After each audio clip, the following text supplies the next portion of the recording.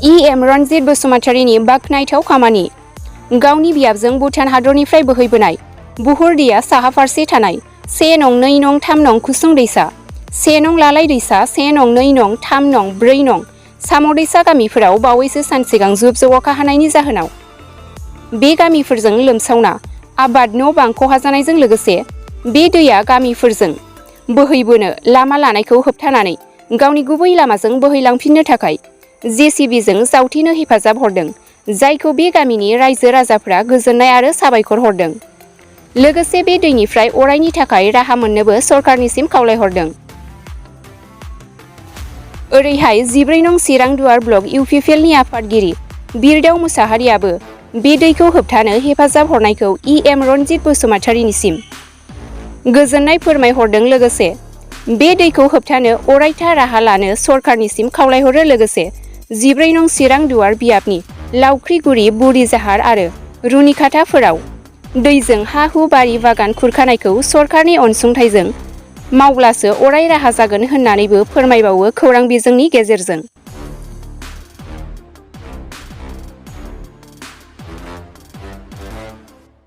फुंनिफ्रायनो बिथां जाहा रनजित फेरेंगा सारा मदद होफैदों।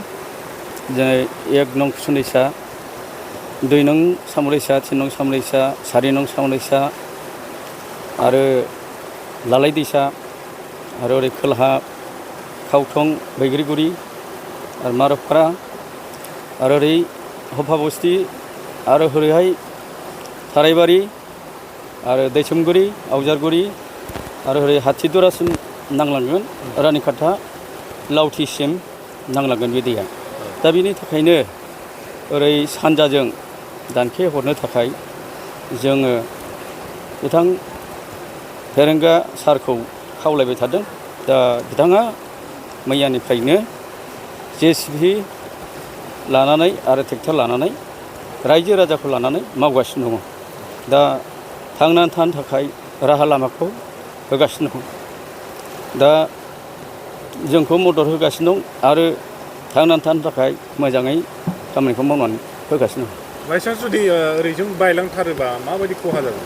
खहाया हा हुआ सेस जागोन आरो न' बां लुनाय दं बेबो सेस जागोन आरो जोङो बहा हादान मोनबावनो। दा बेनोसै जोंना हाया। दा बेखौनो प्रटेक्ट खालामनो हायोब्ला जोङो मोजां मोनगौमोन आरो। नोंसिनि नुनायाव माबायदि थासारियाव दङ दा? न'आ दैया लोमाखै, खिन्थु हाया माइ गायखानायानो खुरखालांजोबगोन आरो दंस' जालांजोबगोन जोंनि हाया। सिगां बोसोरफ्राव बिदि जादोंमोन? सिगां बोसोराव माने गोदोथाराव बेजों खामोन लामाया। दा फबै फबनानै दा नै लामाखौ होसोफिनबाय आरो फुराना लामाखौ होसोफिनबाय। दा बेखौ दानखे हरनो थाखाय खामानि मावगासिनो आरो? औ, दानखे हरनो थाखाय जोङो खामानि मावगासिनो दं। हानाय बायदि मोनदों नामा? हानाया हागोन ना हाया दैनि खोथा जाहैबाय, हाजोनि दै। दा बेखौ साहानिफ्रायनो एकदम बै हाब्रां गोजानिफ्रायनो सोनाबजों दानखेगासिनो दं दैयानो, एकदम बोलो होगासिनो दं। हाब्रां मोनबाय ओरैहाय। उननि समाव सरकारनियाव मा खावलायदों उननि समाव, जेनेबा स्थायि बा पारमानेन्ट मोनसे माबानि थाखाय, सलिउसननि थाखाय आवगायाव सरकारनो माबायदि खावलायगोन, मा खालामनो गोसो? आवगायाव सरकारा प्रटेक्टल' होदोंमोन, अन्थाइ बर्डार होदोंमोन। दा सेमोनथ' होनाय जायाखिसै, ओरै जावनानैल' प्रटेक्ट खालामदोंमोन हबिजों। बे जावनाय हाखरजों थांबाय दा फरेस्टफोर बैजों लामा खोदोंमोन, बे लामा खोनायजोंनो थांबाय। दा बेजोंनो एकदम गरान लाथारबाय। दाख्लै रायजोफोर फैनानै एसे दानखे फैनाय जादों, नङाबा लोमसावहैजोबबायमोन गामिखौ। पारमानेन्ट सलुसननि थाखाय माबायदि खामानि मावबा बे पारमानेन्ट बिदि थांनाय नङा बायदि? खामानिया एकदम साहानिफ्राय मोनसे प्रटेक्ट खालामबाय थाबोयोब्ला मोजां जागोन आरो। अन्थाइनि बल्डार जे होनानै बा बोरमा आथिं माथावरिफोरबायदि बिदि होयोबा सानजों दानखेगोन आरो। दाथ' दैज्लां बोथोरावथ' हानाय बायदिखौ नुहुराखै। मेसेङाव नङाबा हानाय नङा। जेरै गोसो एरै थाङो आरो दैया। माने भुटाननि दै देरबा जायगा जाखाया, एकदम बे लोमजोबखायो। मा खावलायगोन सोरखारखौ बिनि सायाव? सोरखारनि जों खावलायनाया जाहैबाय माने मोजाङै दैखौ दानखेथारनो हायोब्ला मोजां मोनगौमोन आरो 12 नं चिरांदुवार समस्तिनि सिङाव जोंहा नैबे लावख्रिगुरनि साहा 1 नं कुसुं दैसा 2 नं कुसुं दैसा आरो बेबादिनो लालाय दैसा ओरैहाय नाखेदारा ओरैहाय खोलाहा साम' दैसा आरो गोबां गामि खोलाहा थानाय बे गामिफोरा दिनै नैबे बुहुर एबा निज्ला दैनि गेजेरजों गोबां जोंहा खैफोद सिमानि गेजेरजों दिनै रायजो जानायखौ जों नुदों। दिनैहाय जोङो नैबे बोसोरावनो दिनैहाय जोङो खुनथाम गिदिर गिदिर बाना जानानै थांनायखौ जों नुदों। दाख्लैहाय जोंहा लावख्रिगुरियाव गोबां बेबायदि दैबानाजों हा खुरखानाय जों बेखौ नुनो मोनदों आरो दिनै फैयै फैयै नैबे लावख्रिगुरिनि साहाजों 4 किल'मिटार 5 किल'मिटार बे साहाजों जोंहा दिनैहाय नैबे 1 नं कुसुं दैसा 2 नं कुसुं दैसा लालाय दैसा बे गामिनि साहा गोबां जोंनि भुटाननिफ्राय फैनाय दैया जोंनि बे गामिखौ खुरखानो लागासिनो दङ आरो बे गामिजोंनो दैया बोहैलांगासिनो दङ।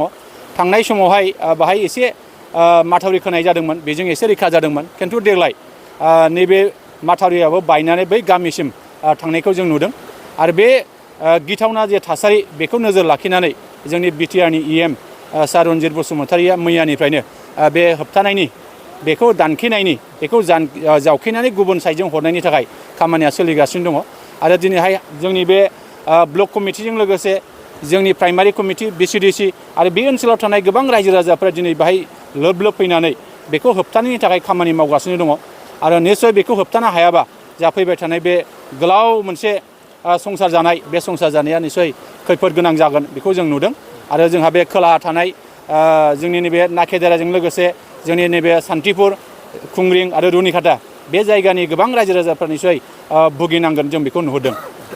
जोङो सरकारनि जानानै आं बेखौनो खावलायनो लुबैदों जे जोंहा दोलोनि जानानै आं बेखौनो खावलायनो लुबैदों जे थांनाय बोसोराव थांनाय 2022 मायथाइनि 12 जुलाइआव आसामनि जोंहा गिबि मन्थ्रि डक्टर हिमन्त बिश्व शर्माया बाहाय लावख्रिगुरियाव फैदोंमोन, बे दैबानाखौनो नायफैदोंमोन।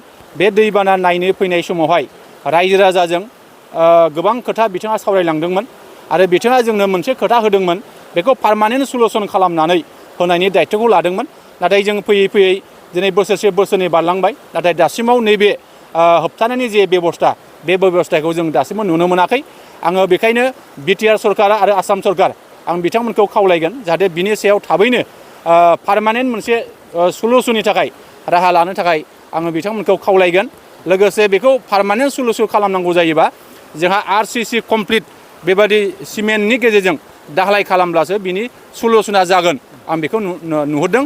जोङो बुंनो थाङोबा बै निज्ला नैबे ब्रिजनिफ्राय देवसि ब्रिजनिफ्राय लानानै जेखिनि बाहाय 5 किल'मिटार 6 किल'मिटार बेबादि गोलाव मोनसे जोंनि नैबे थासारिया भुगिनानै दङ।